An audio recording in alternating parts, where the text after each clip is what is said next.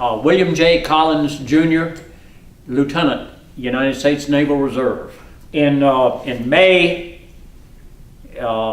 late May of '68, most of my crew was disbanded and sent elsewhere in country. Billy Joe Alford, my leading petty officer, and I were asked to stay and help train Vietnamese boat drivers. And we did, and the last several patrols, including some firefights, we would have a Vietnamese crew aboard.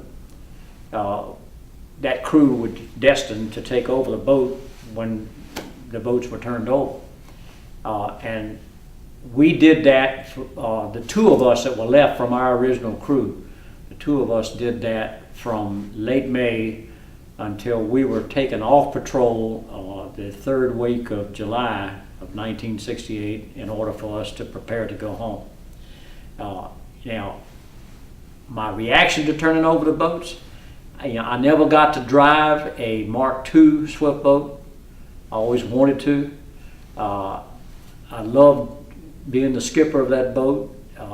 We had many opportunities to associate with our fellow Vietnamese sailors. They were good people. They were willing learners, my experience. The political climate was not good for us, and we knew that. We read the Stars and Stripes when it came out, and we knew that there were riots going on back home. But we were steady training those crews to take those boats over, and that last period of time, that was my job. And by that time, of course, I was senior in country. So people would listen to me back when they wouldn't listen to me when I first got there.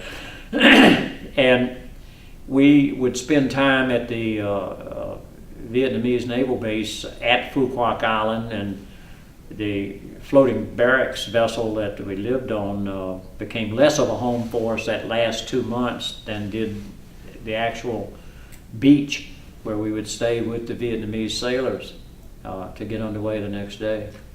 They had piers and stuff at the Navy base, and then, of course, our boats that we were still operating were out at the APL. They had the USS Krishna and the USS Tutuila, which were at different times, but they were repair vessels to keep the Coast Guard WPBs, the 54-footers, and us in full repair. But my opinion, I was proud to be able to say that I assisted in training those folks to drive those boats. I was disappointed that they never used them, the communist takeover, and the fact that the period of time used to train them was insufficient to have them be fully aware of how to keep them going. You know, a boat's a wonderful tool, but for every hour you're on patrol, it's 2 hours taking care of it. And you know, you change the oil every 500 hours, and you had to do that religiously to keep those diesels running, and they didn't always do that. You know, that's one of the things the American crews, and that's how come those boats were so reliable. You make a lot of jokes about the noise they made and all that kind of stuff, but they didn't break down at sea. They didn't, and they did a lot when the Vietnamese took them over. They broke down because they didn't maintain them like they should have.